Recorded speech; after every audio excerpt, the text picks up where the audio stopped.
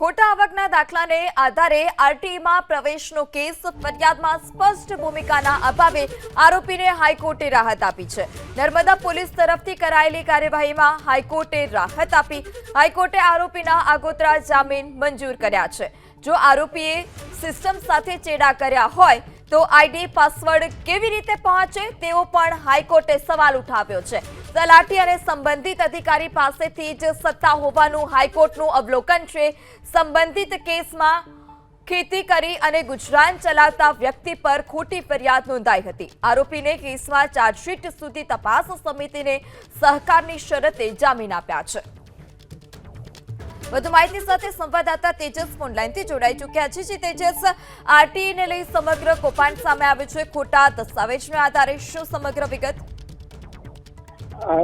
જી, જે ગુજરાત હાઈકોર્ટમાં અરજી કરવામાં આવી હતી, આગોતરા જામીન માટેની અરજી કરવામાં આવી હતી। મુખ્યત્વે જે ફરિયાદમાં જે પ્રમાણેની ભૂમિકા દર્શાવવામાં આવી છે તે પ્રમાણેની ભૂમિકા દેખાતી નથી તેવું કોર્ટે પ્રાથમિક રીતે માન્યું છે। જે નર્મદા પોલીસ દ્વારા કાર્યવાહી કરવામાં આવી હતી તેને લઈને હાઈકોર્ટમાં અરજી કરવામાં આવી હતી।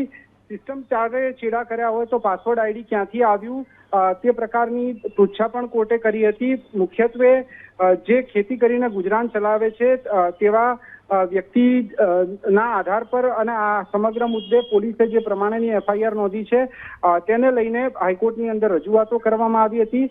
કોર્ટે પ્રાથમિક રીતે માન્યું છે કે એફઆઈઆરની અંદર સ્પષ્ટ ભૂમિકા જે આરોપીની હોવી જોઈએ તે પ્રમાણેની દેખાતી નથી। જોકે તપાસમાં સહકાર આપવા માટે હાઈકોર્ટે નિર્દેશો આપ્યા છે। આ સમગ્ર કેસમાં ચાર્જશીટ ન થાય ત્યાં સુધી તપાસ સંસ્થાને સહકાર આપવાની શરતે કોર્ટે આગોતરા જામીન મંજૂર કર્યા છે। જી તેજસ, સમગ્ર માહિતી બદલ આભાર।